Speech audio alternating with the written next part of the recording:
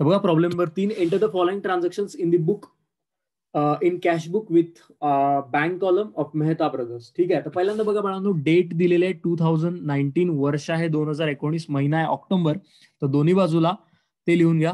2019 October महिना, 2019 महिना आहे ऑक्टोबर, 2019 महिना आहे ऑक्टोबर. ठीक आहे. सो आय होप सगळ्यांचं प्रिपरेशन झालेलं असेल, सगळ्यांनी आखलेलं असेल. एका सेपरेट पेजला, म्हणजे हे ज्या पेजला तुम्ही कॅशबुक काढले त्याच्यानंतरच्या पेजवर तुम्ही याच्या वर्किंग नोट्स ज्या आहेत ट्रान्झॅक्शनच्या त्या लिहून घ्या. वर्किंग नोट आपल्याला लिहाव्या लागणार आहे date wise.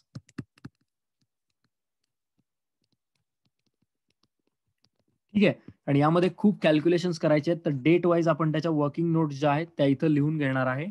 So let's start with the first transaction. पहिलं ट्रान्झॅक्शन बघा काय आहे. Cash in hand 13,000, bank balance 24,000.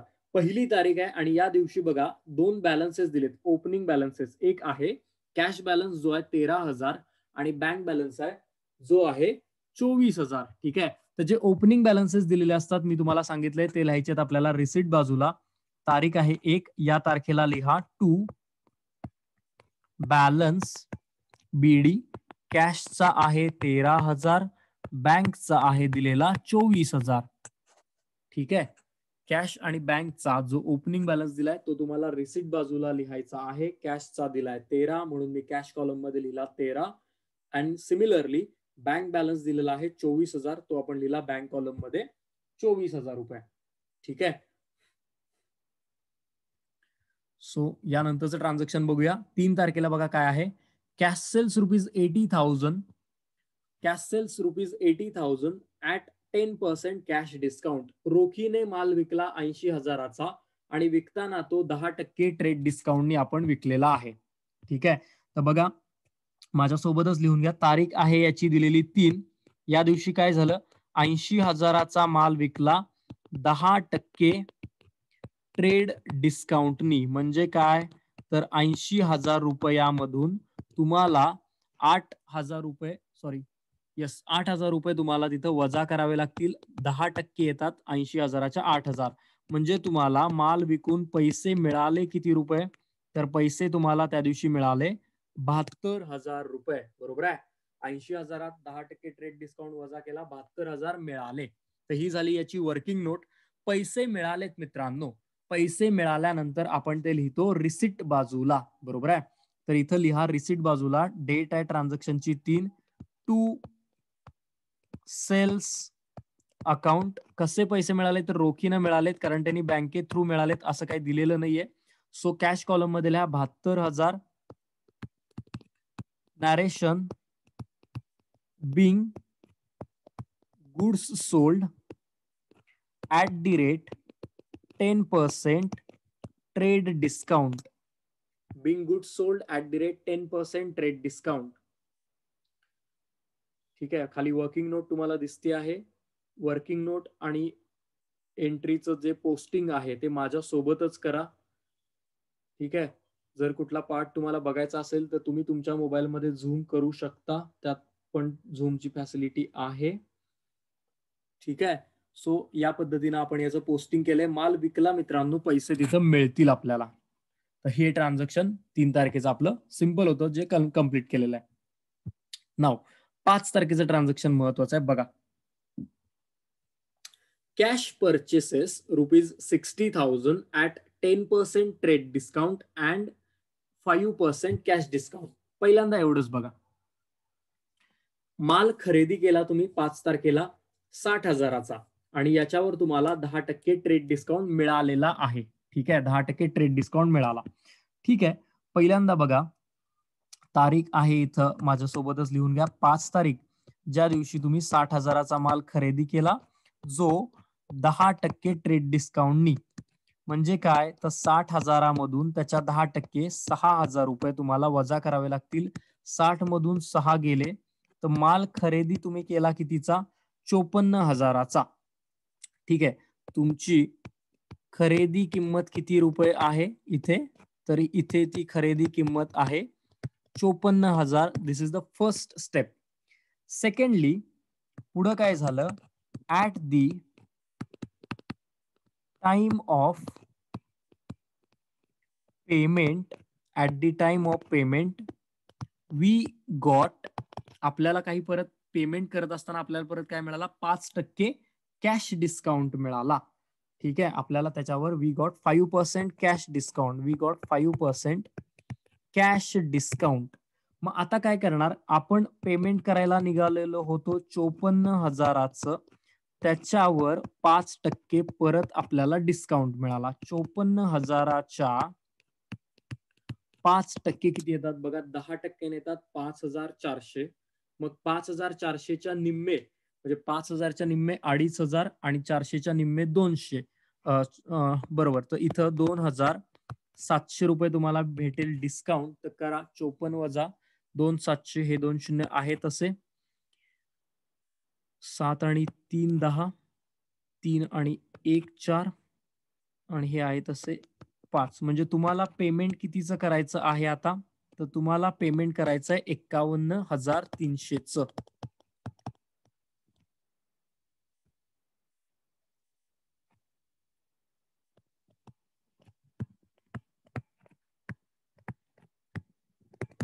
समजते का बघा, पहिल्यांदा 60,000चा माल खरेदी केला होता, त्याच्यावर 10% ट्रेड डिस्काउंट भेटला, म्हणजे माल खरेदी किती रुपयाला केला, तर 54,000ला.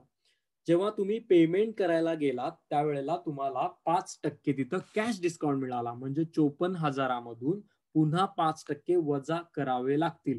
मग 54,000तून 5% जेव्हा तुम्ही वजा करता तेव्हा पेमेंट तुम्हाला करायचं आहे 51,300 रुपयांचं. ही झाली इथंपर्यंत गोष्ट. आता याच्या पुढे सुद्धा एक स्टोरी आहे यांनी दिलेली. बघा गायत्री, बरोबर आहे उत्तर, मग अशी तू दिलेलंस.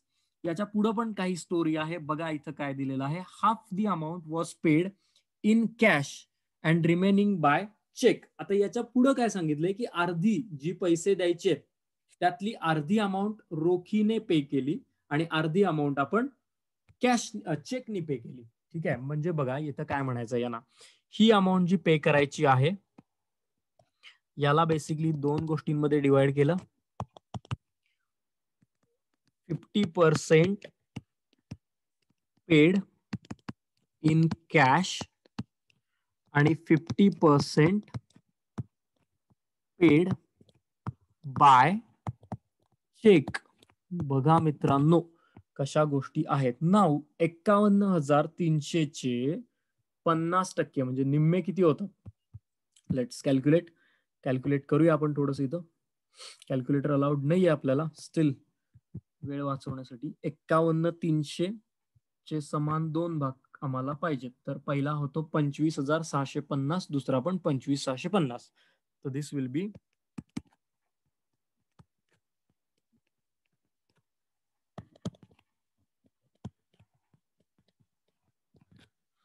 चलो, कळालं का बघा, एवढं तुम्हाला सिंपल जेवढं होईल तेवढं मी करून सांगण्याचा प्रयत्न केलेला आहे. समजले का सांगा, लिहून झाले का सांगा, मी याचं पोस्टिंग सांगतो काय करायचं. बोला सगळे बोला, बोला बोला बोला.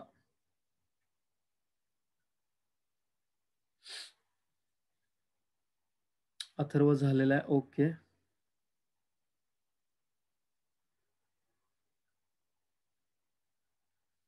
गायत्री झालेला आहे, श्वेता झालेला आहे, ओके. अनुजा, अथर्व, ओके, अथर्व जाधव झालेला आहे. अनुजा झालेला आहे, ओके. सो बऱ्यापैकी सगळ्यांना झालंय. प्रतीक आणि आदित्य, ठीक आहे. बघा 25,650, बघा निम्मे पैसे, पहिली गोष्ट खरेदी आहे, पैसे जातील, त्यामुळे आपल्याला पोस्टिंग करायचं ते पेमेंट बाजूला. तर पेमेंट बाजूला एंट्री करायची, पेमेंट बाजूला याची एंट्री करा. तारीख आहे 5, पेमेंट बाजूला लिहा, तारीख आहे 5, by purchase account, by purchase account 25,650 दोन्ही कॉलम मध्ये. कॅश पण तेवढीच दिली आणि चेक पण दिलाय एवढ्याचाच.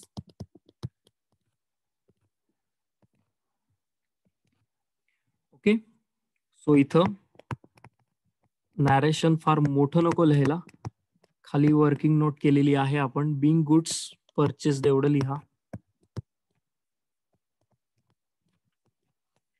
फार मोठं नॅरेशन काय नको लिहायला, कन्फ्युजन वाढवायला नको. तर इथं लिहूया by purchase account 25,650, 25,650 being goods purchased. Being goods purchased.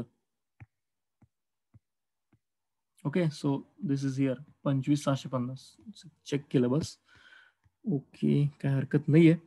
So interesting आहे मित्रांनो, समजून घेण्यासारखा भाग अकाउंटिंग मधला हा. आता थोडं आपण जसं सिलेबस आपला पुढे जातोय तसं बघा, अकाउंटिंग आपलं थोडंसं कॅल्क्युलेशन्स थोडं इंटरेस्टिंग होतंय. सो यामध्ये आपल्याला अजिबात आळस करायचा नाहीये. व्यवस्थित इंटरेस्ट दाखवून आपल्याला ह्या गोष्टी समजून घ्यायच्या आहेत आणि सगळ्या समजल्या पाहिजेत गोष्टी. ठीक आहे, अर्ध येतंय अर्ध नाही येत असं काही मला इथं नको आहे, आणि तुम्हाला पण अजिबात तसल्या गोष्टी काही फायद्याच्या नाहीत. सो सगळं समजून घ्यायचं आहे. प्रोफेशन मध्ये जेव्हा तुम्ही असता तेव्हा 100% गोष्टी तुम्हाला आल्या पाहिजेत. अर्ध्या अर्ध्या गोष्टींचा काही उपयोग होत नाही, तो व्यक्ती पुढे जाऊ शकत नाही. चलो, तर आय होप झालं असेल. नाव 7 तारखेला जाऊया. बघा 7 तारखेचं ट्रान्झॅक्शन काय, कॉन्ट्रा एंट्री आहे ही. Deposited cash into bank 40,000, 40,000 रुपये बँकेमध्ये आपण डिपॉझिट केले. ओके, समजून घेऊया मित्रांनो, काही गडबड नाहीये. 7 तारखेला deposited into bank amount 40 आहे ना, 40,000. ओके, अमाऊंट आहे 40,000. 40,000 डिपॉझिट केले. बघा 40,000 डिपॉझिट केले तर एक तर यात कुठल्या गोष्टी आहेत, एक तर इथं कॅश पण आहे, एक तर इथं बँक पण आहे, बँक अकाउंट पण आहे. कॅश आपल्याकडून गेली आणि बँकेचा बॅलन्स तेवढा आपला तिथं वाढला. बरोबर आहे, कॅश आपल्याकडून गेली, बँकेचा बॅलन्स वाढला. सो कॅश गेली म्हणल्यानंतर कॅश कुठं रिफ्लेक्ट करेल, कॅश रिफ्लेक्ट करेल तुम्हाला पेमेंट बाजूला. पेमेंट बाजूला कॅश लिहिली पाहिजे आणि इकडे रिसीट बाजूला तुम्हाला बँक लिहिली पाहिजे. आणि या दोन्ही गोष्टी जेव्हा एकत्र लिहितात तेव्हा आपण त्याला कसली एंट्री म्हणतो, आपण याला म्हणतो दिस इज युअर कॉन्ट्रा एंट्री. ठीक आहे, दिस इज युअर कॉन्ट्रा एंट्री. बघा समजतंय का, कॅश आपल्याकडून गेलेली आहे 40,000, तर कॅश लिहावी लागेल पेमेंट बाजूला, आणि आपल्याकडे बँकेमध्ये तेवढा बॅलन्स वाढलेला आहे. आय होप तुमचं लिहून झालेलं असेल. तर आपण एंट्री करूया 7 तारखेला. पहिल्यांदा कॅश गेल्याची एंट्री करूया इथं. 7 तारखेला कॅश गेल्याची एंट्री. कॅश कुठं गेली तर याला म्हणायचं bye bank account. By bank account cash गेली, कॅश कॉलम मध्ये लिहायचं 40,000. Narration being deposited into bank, being deposited into bank. Okay, आणि नाव याच्या अगेन्स्ट दुसरा याचा इफेक्ट करणार आपण रिसीट बाजूला, याला म्हणायचं टू कॅश अकाउंट. आणि नॅरेशन परत same, being deposited into bank. आणि बँक कॉलम म्हणजे बँकेमध्ये पैसे आलेत म्हणून बँक कॉलम मध्ये 40,000 रुपये. ठीक आहे, 40,000 रुपये. आणि this is going to be a contra entry. So याच्या समोर लिहा C. C for contra. C for contra. ही आहे तुमची कॉन्ट्रा एंट्री. लिहिलंय का बाळांनो एकदा हे मला सांगा, समजलंय का आणि तुम्ही लिहिलंय का. वर्किंग नोट आणि दोन्ही गोष्टी तुम्ही लिहिल्यात का बघा. वर्किंग नोट महत्वाच्या आहेत. पेपरमध्ये एक्झाम मध्ये वर्किंग नोट वगैरे काय लिहायचं नाही आहेत बाळांनो आपल्याला, पण गोष्टी समजण्यासाठी वर्किंग नोट लिहिण्याची फार आवश्यकता आहे. श्वेता ओके बाळा, लिहिलेलं आहे. ठीक आहे, गायत्री लिहिलेलं आहे. ओके, अथर्व लिहिलेलं आहे. ओके, लिहिलंय का रे बाकीच्यांनी बोला. प्रतीक लिहिलेलं आहे, अनुजा लिहिलेलं आहे. चला, अथर्व जाधव लिहिलंय का बाळा, लिहिलेलं आहे. ओके चलो, थँक्यू. बघा काही लिहायचं राहिलं असेल तर सांगत चला, मी दाखवत जाईन. काही गडबड नाहीये, मला कुठलीही गडबड नाहीये. सो चलो नेक्स्ट. नाव पुढं आहे आपली 9 तारखेला एंट्री. 9 तारखेला काय बघा, received a bearer cheque from Sumit 9,500. Sumit कडून 9,500 रुपयांचा बिअरर चेक मिळाला. मी मागं पण तुम्हाला सांगितलंय बिअरर चेक मिळाला म्हणजेच कॅश मिळाली. काय सांगितलंय? बिअरर चेक मिळाला म्हणजेच कॅश मिळाली. म्हणजे हे तुम्हाला पैसे मिळाले तर पहिली गोष्ट रिसिट बाजूला लिहावे लागतील 9 तारखेला. ओके, तर इथं लिहा 9 तारखेला to Sumit account 9,500. To Sumit account 9,500.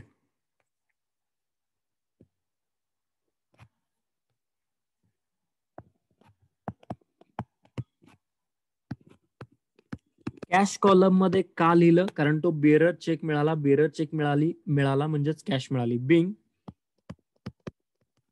Received a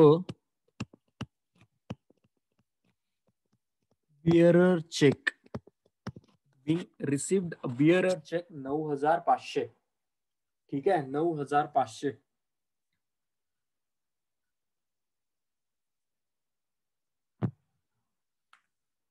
bearer check मिळाला की तुम्हाला कॅश कॉलम मध्ये लिहायचा. बिअरर चेक जरी दिला तरी सुद्धा तुम्हाला पेमेंट साईडला तिकडे कॅश कॉलम मध्येच लिहायचं आहे. सो सिंपल गोष्ट होती, काही विषय नाहीये. सो बघा नेक्स्ट पॉइंट आहे 13 तारखेला काय झालं बघा. Sold goods for cash ₹12,000 at 4% trade discount. 12,000 रुपयांचा माल आपण विकलेला आहे आणि विकताना तो 4% ट्रेड डिस्काउंटनी विकलेला आहे. ठीक आहे, तर हे परत आपल्याला कॅल्क्युलेशन याचं करावं लागेल. 13 तारखेला आहे, तारीख आहे 13. तर वर्किंग नोट मध्ये लिहा 13 तारखेला 12,000चा माल विकला 4% ट्रेड डिस्काउंटनी. ठीक आहे, मी बघा तुम्हाला जर्नल जो आपला टॉपिक आहे त्याच्यापासून तुम्हाला सांगत होतो की इथल्या गोष्टी तुम्हाला समजल्या पाहिजेत, पुढे लागणार आहेत. तर ह्या अशा आहेत, पुढे लागतात आपल्याला ट्रेड डिस्काउंट काढायला वगैरे. तर 12,000च्या 4% बघा, 12 चोक 48 म्हणजे 480 रुपये होतात. वजाबाकी करा. 12,000तून 480 गेले तर राहतात इथे 11,520. दोन का हे व्हायला माझं 11,520. ओके, आता ते ठीक आहे. ठीक आहे, तर बघा हा माल आपण काय केलाय, विकलाय. तर पैसे मिळणार आपल्याला. ठीक आहे, पैसे मिळणार म्हणजे ते लिहावे लागणार आपल्याला रिसीट बाजूला. तर लिहा रिसीट बाजूला तुम्ही बाळांनो. रिसीट बाजूला लिहा, तारीख आहे 13. टू सेल्स अकाउंट 11,520 होतं ना. येस, 11,520 लिहा. 11,520 रुपये Bing goods sold @ 4% trade discount. Short मध्ये लिहितो बाळांनो, ट्रेड डिस्काउंट. सो गायत्री बरोबर आहे बाळा. प्रतीक काय कळालेलं नाहीये मित्रा तुला, सांगतो मी अनेकदा, थांब.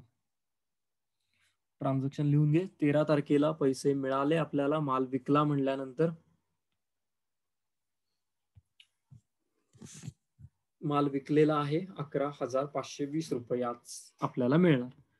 सिंपल गोष्ट आहे प्रतीक, बघ एकदा मी समजून सांगायचा प्रयत्न करतो. बेसिकली काय झालेलं आहे, तर 13 तारखेला आपण 12,000चा माल विकला आणि विकताना त्याच्यावर 4% ट्रेड डिस्काउंट दिला. आता पहिली गोष्ट तुम्हाला बघा इथं स्क्रीनवर 12,000च्या 4% कॅल्क्युलेट करावे लागतील. तर ते 4% येतात किती, 480. ठीक आहे, तर इथं 12,000 मधून 480 वजा केले तर उत्तर आला आपलं इथं किती, 11,520. म्हणजे 11,520चा माल आपण काय केलेला आहे, विकलेला आहे. सोल्ड म्हणजे आपल्याला इथं काय होईल, कॅश माल विकला आपण तर आपल्याला दुकानामध्ये पैसे तिथं मिळतील. ओके, कॅश मिळेल. सो हे जे 11,520 आहेत हे आपण लिहिलेले आहेत बाळा इथं 13 तारखेला टू सेल्स अकाउंट 11,520 रुपये. ओके प्रतीक, ठीक आहे. So this was the simplest calculation can tell. So okay, so ठीक आहे, जाऊया पुढं आपण. 13 तारखेच्या नंतर काय आहे बघा, सिंपल ट्रान्झॅक्शन आहेत. 15 तारखेला paid LIC premium, life insurance premium म्हणजे LIC चा जो हप्ता असतो तो आपण पे केला 4,000चा. LIC चा हप्ता पे केला म्हणजे पैसे जातील म्हणजे ते लिहावे लागतील पेमेंट बाजूला. तर लिहा 15 तारखेला पेमेंट बाजूला, 15 तारखेला by LIC premium account. LIC premium account amount आहे 4,000. Narration being premium paid, being premium paid. ठीक आहे, LIC प्रीमियम अकाउंट, पेमेंट बाजूला पैसे गेले म्हणून 4,000 रुपये, being premium paid, being premium paid. ठीक आहे, यानंतर बघा काय आहे ट्रान्झॅक्शन. सिंपल ट्रान्झॅक्शन होतं, काही विशेष गोष्ट नाहीये. So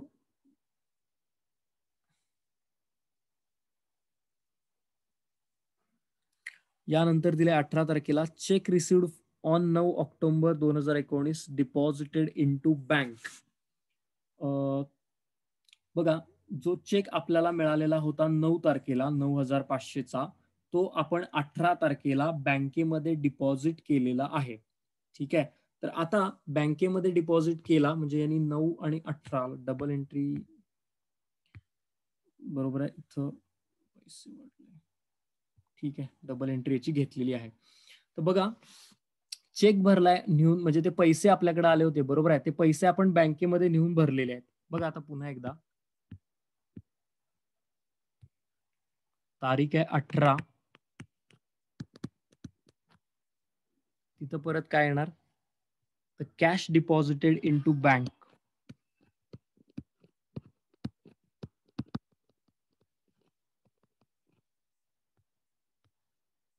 cash deposited into bank.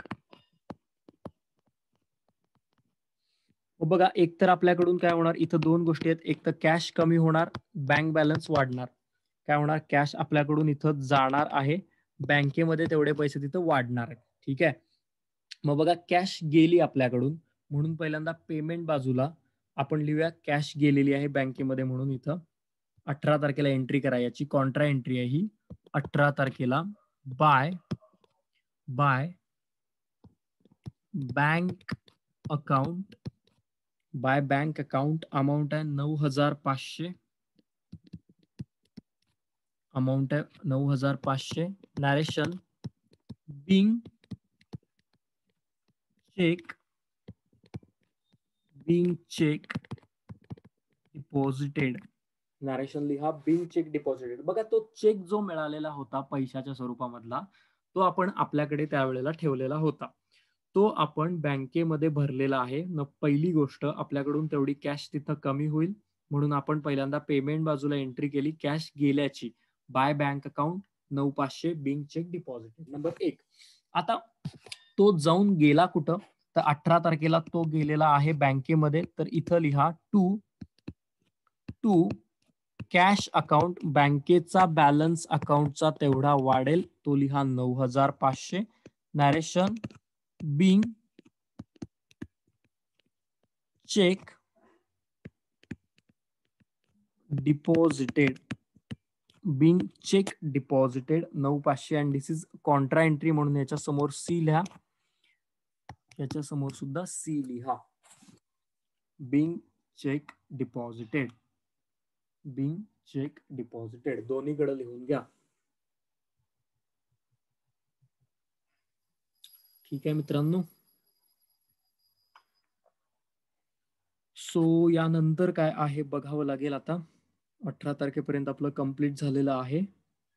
Next बघूया, अरे चला 22 तारखेला received a cross cheque from Prabhakar ₹6,000. Prabhakar नावाच्या व्यक्तीकडून आपल्याला क्रॉस्ड चेक मिळाला. ओके, क्रॉस्ड चेक म्हणजे काय असतं सर, असं जर तुम्ही विचारलं तर क्रॉस्ड चेक म्हणजे असं असतो बाळांनो, फॉर एक्झाम्पल चेक म्हणजे काय असतं, तर एक पीस ऑफ पेपर, कागदाचा एक तुकडा, ज्याच्यावर लिहिलेलं असतं की या या व्यक्तीला एवढे एवढे पैसे द्या. आणि क्रॉस द चेक म्हणजे हा जो चेक असतो याच्या इथं असा हा क्रॉस केलेला असतो. ठीक आहे. आणि यामध्ये लिहिलेलं असतं दिस इज युअर अकाउंट पेई.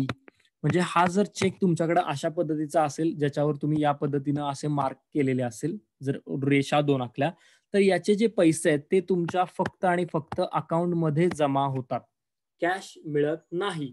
ठीक आहे. तर यांनी काय सांगितलंय की इथं तुम्हाला क्रॉस्ड चेक मिळाला प्रभाकर कडून, तर हे पैसे कुठे जमा होणार, तर हे पैसे जमा होणार बँकेमध्ये. आता रिसिव्ड आहे, मिळालाय म्हणजे इन्कम आहे आपला, तर हा तुम्हाला लिहावा लागेल रिसिट बाजूला. रिसिट बाजूला एंट्री करा माझ्यासोबत. डेट आहे 22, डेट आहे 22, तर इथं 22 तारखेला टू प्रभाकर अकाउंट, आणि क्रॉस्ड चेक म्हणजे बँकेत पैसे वाढतील तेवढे, तर त्या दिवशी बँक कॉलम मध्ये लिहा 6000. Being narration cheque received. Being cheque received. ठीक आहे. पैसे बँक कॉलम मध्ये का लिहिले, कारण ते पैसे जे आहेत ते बँकेच्या खात्यामध्ये जमा होणार आहेत, रोख स्वरूपात मिळणार नाहीत म्हणून. ठीक आहे मित्रांनो. तर बघा 22 तारखेचं ट्रान्झॅक्शन, त्याची एंट्री कंप्लीट आपण केलेली इथं आहे.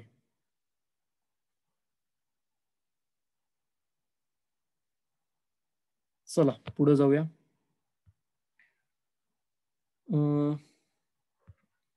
27 तारखेला काय झालं बघा, introduce the additional capital 25,000 and deposited same in bank account. Okay.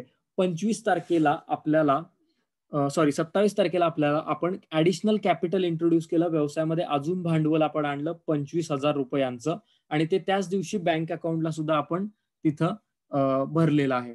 ठीक आहे. तर 25,000 रुपये, एक सेकंड, एकच एंट्री येणार याची, जागा अपुरी पडणार आता. ठीक आहे. तर बघा 25,000 रुपये आपल्याला मिळालेले आहेत ऍज अ कॅपिटल म्हणून. मग पैसे मिळाले म्हणल्यावर रिसिट बाजूला, तर इथं रिसिट बाजूला तुम्ही लिहून घ्या. रिसिट बाजूला तुम्ही लिहून घ्या. मी पहिलं थोडंसं इथं हटवतो, थोडं काय होणार आहे, जागा कमी पडेल. सो वर्किंग नोट ही मला काढावी लागेल इथून. सो बघा इथं 27 तारखेला टू कॅपिटलच्या पोटी पैसे मिळाले म्हणून लिहा टू कॅपिटल अकाउंट. अमाऊंट येणार आहे बँक कॉलम मध्ये 25,000. अमाऊंट येणार आहे बँक कॉलम मध्ये 25,000. बिंग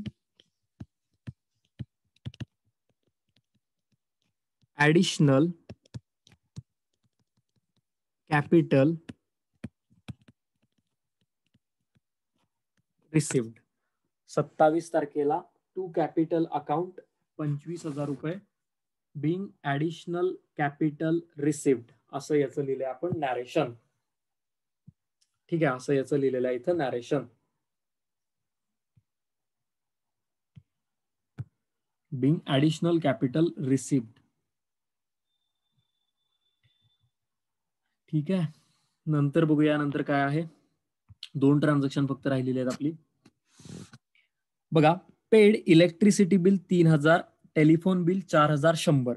2 खर्च केलेले आहेत, एक इलेक्ट्रिसिटी बिल आणि एक टेलिफोन बिल. इलेक्ट्रिसिटी बिल आहे 3,000, टेलिफोन बिल आहे 4,100. दोन्ही बिल जेव्हा तुम्ही भरता तेव्हा पैसे तुमच्याकडून जातात. पैसे तुमच्याकडून गेले की ते आपण लिहितो पेमेंट बाजूला. तर हे दोन्ही ट्रान्झॅक्शन पेमेंट बाजूला लिहावे लागतील. 28 तारखेला लिहा इथं बाळांनो, 1 बाय 1 लिहूया आपण. 28 तारखेला टू, पहिलं कुठलं आहे, इलेक्ट्रिसिटी बिल 3,000 टू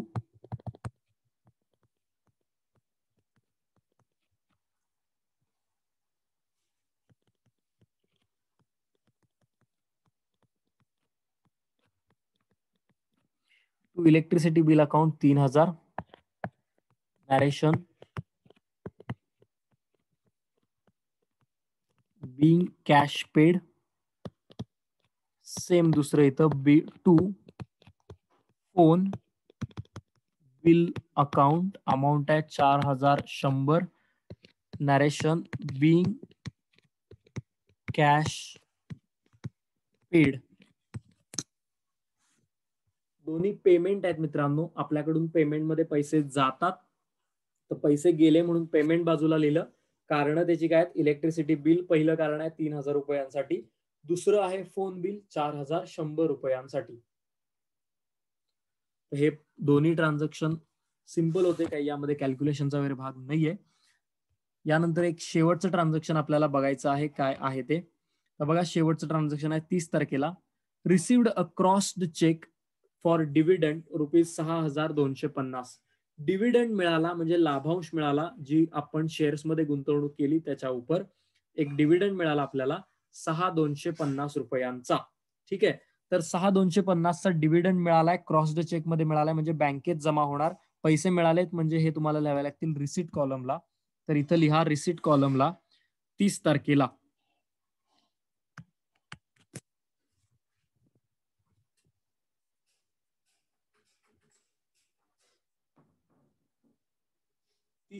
बाळांनो लिहा to dividend account. To dividend account.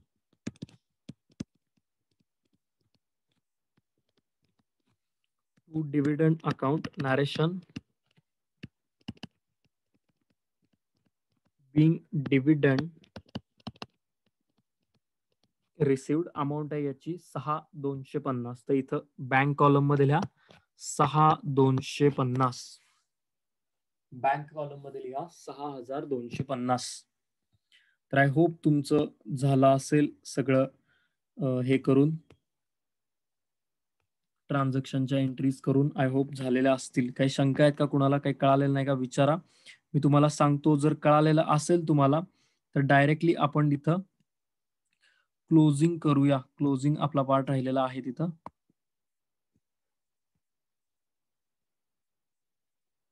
Just a second, थोडंसं मी हे बरोबर करतो म्हणजे बरं वाटेल ते.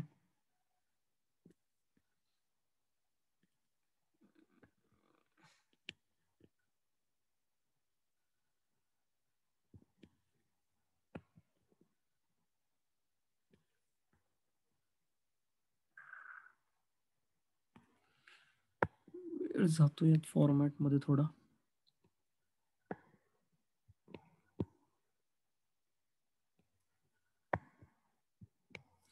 चलो, तर काय झालंय सांगा सगळ्यांनी. कळालेलं आहे का, झालेलं आहे का, समजलेलं आहे अथर्व म्हणतोय. बाकीच्यांचं काय झालंय बाळांनो, बोला बोला बोला, आवरा.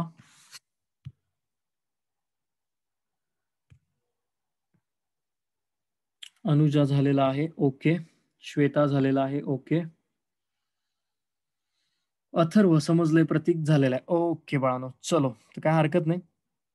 क्लोजिंग करायचंय. पहिल्यांदा बघा, क्लोजिंग करत असताना आपल्याला वन बाय वन बघा, कॅश कॉलम पहिल्यांदा क्लोज करूया. कॅश मध्ये बघा, डेबिट मोठे येतं का क्रेडिट मोठे येतं.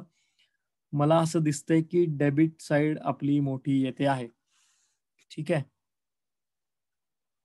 इधर होऊया थोडासा.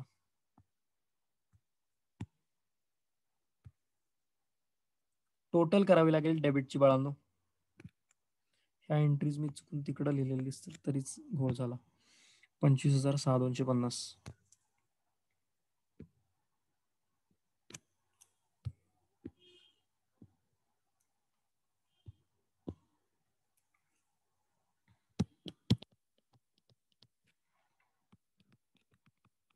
कॅश कॉलमची टोटल करा बाळांनो, कॅश कॉलमची टोटल करा सगळेजण. चला ठीक आहे, वेळ वाचवायला आपण कॅल्सीचा वापर करूया आज. 13 अधिक 72 अधिक 13,000 अधिक हे 72,000 अधिक हे 9,500 अधिक 11,520 अधिक अधिक काय नाही, एवढेच आहेत. तेवढे टोटल 1,06,020. लेट्स चेक, 1,06,020 येतात का. येस, करेक्ट आहे. बघा, इथली टोटल येते 1,06,020 रुपये. ती इथं लिहून घ्या कॅश कॉलम मध्ये. 1,06,020 रुपये, तीच इथं लिहा 1,06,020 रुपये. ठीक आहे, 1,06,020 इकडली पण टोटल येते. यातनं ही साईड वजा करायचे जी इकडं आहे ती 1,06,020 वजा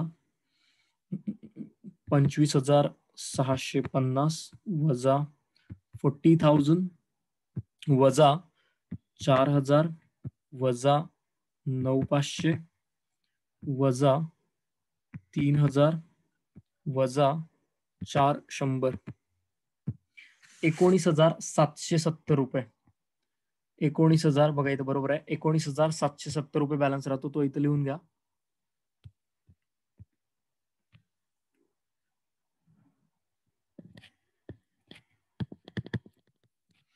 याला म्हणायचं तुम्हाला बाय बॅलन्स CD. डेट आहे लास्टची या महिन्याची 31st डेट आहे याची शेवटची. ठीक आहे, तर इथं लिहा 19,770 पहिल्याचं. दुसऱ्याचं बँक कॉलम पण बघा कुठली साईड मोठी येते, मला वाटते डेबिट साईडच मोठी येते इकडं. तर करूया याची पण टोटल थोडस बघा, स्क्रीनकडे लक्ष द्या. 40 आणि 20 60 आणि 4 64,000 अधिक 9,500 अधिक 6,000 अधिक 25,000 अधिक 6,250 1,10,750. ठीक आहे, 1,10,750 बरोबर आहे, लिहून घ्या इथं. 1,10,000 सॉरी 750.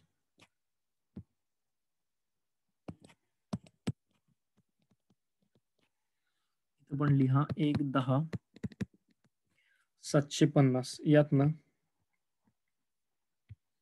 वजा करायचे तुम्हाला 25,650 85,100. इथं राहतात 85,100.